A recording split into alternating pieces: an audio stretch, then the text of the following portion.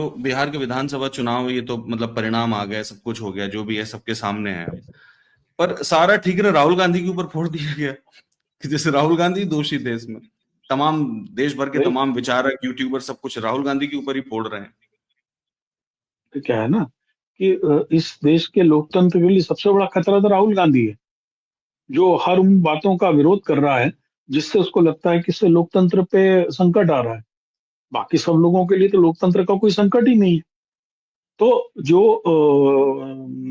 Libya और Iraq का लोकतंत्र का तरीका था कि 90% सीटें जीती जाए और विपक्ष को इस प्रकार से बता दिया जाए कि वो निकम्मा है, तो ये इसी यही मॉडर्न वेपनिटी है। देखिए बहुत साफ साफ बताऊं, यदि हम्म। आप आज का तारीख में भी यदि 10 उदाहरण है बड़े लोगों के, उत्तराखंड का, दिल्ली का, महाराष्ट्र का व्यक्ति हम्म।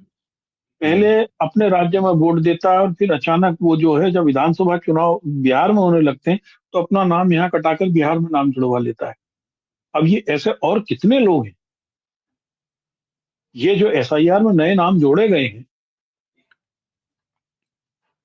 वो कौन, बिल्कुल। वो कौन लोग हैं? देखिए आज की तारीख में यदि हम देखें जिस मुद्दे को विधानसभा चुनाव के सेकंड फेज में नजरअंदाज किया जा रहा है वो है दिल्ली का लाल किले का धमाका। लाल किले के हम्म। धमाके ने किस प्रकार से सांप्रदायिक रूप से उस चुनाव को प्रभावित किया, वो एक बहुत बड़ा मसला है। बहुत दुर्भाग्यपूर्ण था। उस बम धमाके में कल भी 2 लोग मर गए हैं दिल्ली में, जो लोग हम्म। अस्पताल में भर्ती थे। मरने वालों की संख्या बढ़ गई है। बम धमाकों पे और आतंकवाद पे सियासत नहीं होना चाहिए, लेकिन हम्म। एक जो इम्पैक्ट है, क्योंकि हर इलेक्शन अब कम्युनल एंगल पे हो रहा है। मैं कम्युनिस्ट पार्टी के एमएलए का नाम भूल रहा हूँ मैं, वो उसके बराबर कोई गरीब एमएलए बिहार में नहीं था। वो पूरे 5 साल जमीन पे ही रहा, सड़क पे ही रहा, वो लोगों के बीच में खड़ा होता था। उसको हरवाने के लिए एआईएमआईएम का कैंडिडेट खड़ा करते हैं, 55,000 वोट ले जाता है, ये हार जाता है। यामुद्दीन अंसारी। तो ये जी ठीक है। तो ऐसे कई प्रकरण हैं कि हम लोग देखिए राजनीति जो है वो कूटनीति है। उसके अंदर गोटियां कैसे बिठाई जाए, मतदाता सूची को कैसे मैनेज किया जाए, पैसा कैसे खर्च किया जाए, वो सब चीजें शामिल। आप बताइए, आपने कभी इस पे चर्चा नहीं कर रहे लोग, ये राहुल गांधी को गाली बक रहे हैं कि 1,10,00,000 जो आजीविका बहनें थी जिनके खाते में 10-10 हजार रुपए डाले गए, 10 हजार रुपए हम्म। डालने के बाद में उनको इलेक्शन मोटिवेटर के रूप में यूज किया गया। वो इलेक्शन मशीनरी का पार्ट थी। जिस राज्य की 35% आबादी की सालाना आय 6 हजार रुपए, सॉरी मासिक आय 6 हजार रुपए से कम हो, वहां पे 10 हजार रुपए क्या मायने रखता बिल्कुल। है ना? और उसको आपने as a election tool use किया।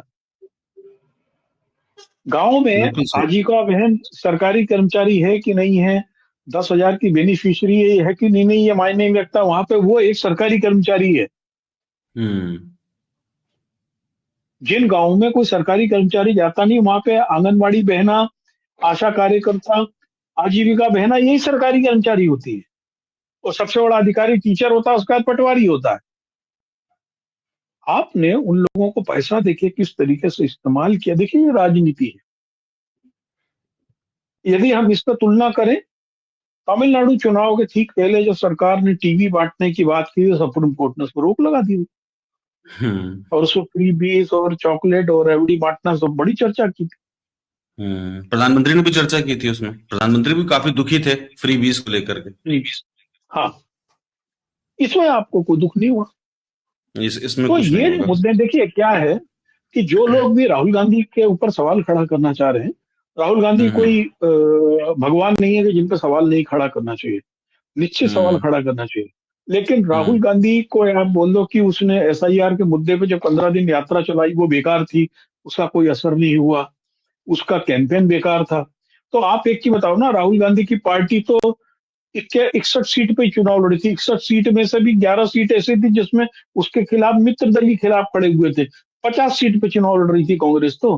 141 पे कौन लड़ रहा था?